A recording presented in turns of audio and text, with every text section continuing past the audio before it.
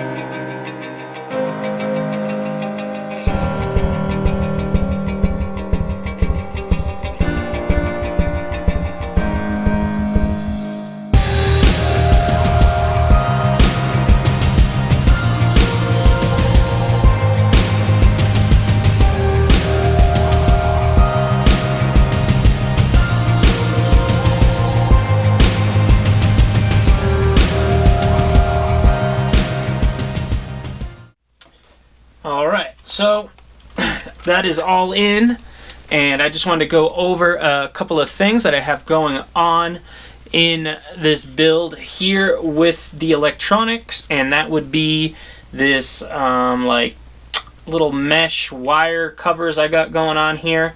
I got those on Amazon. It is a 1/2 inch in size for diameter. It worked okay. It's a little bit too big.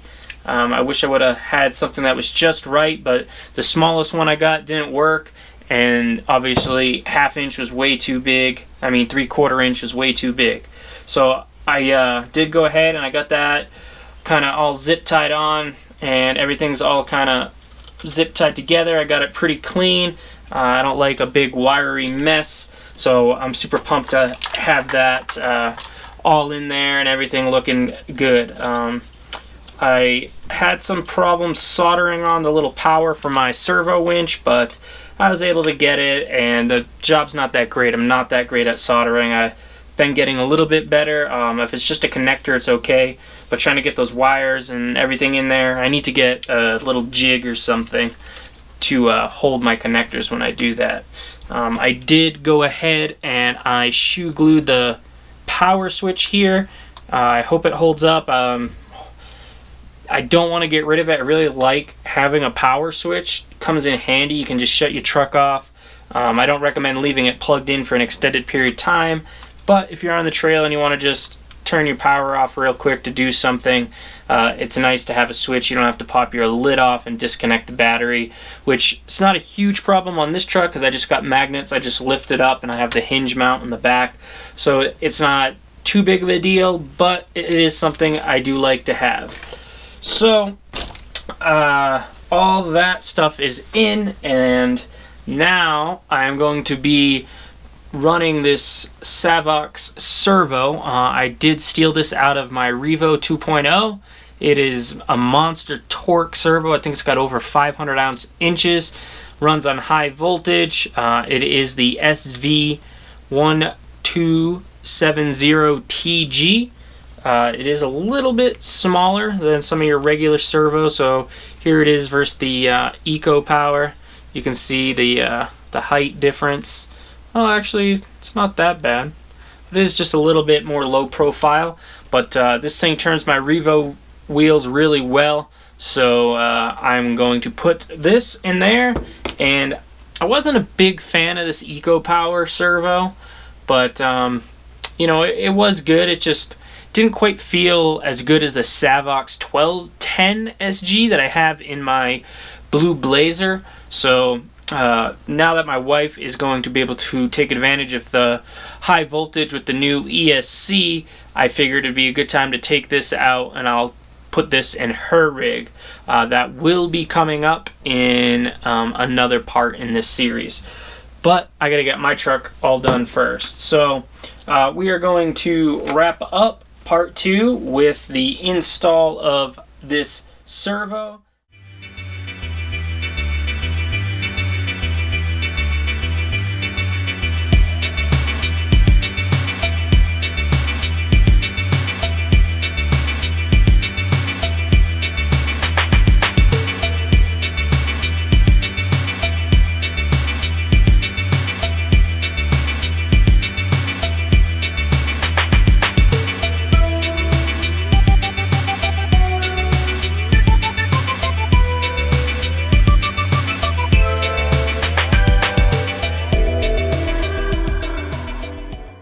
Well, alright guys, so everything is all done, but still not really to my satisfactory.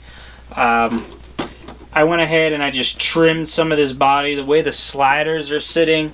See, I trimmed the body so that it wouldn't pop out, but I really wish that the body would sit lower, but with the bumper where I have it here, I can't lower that anymore.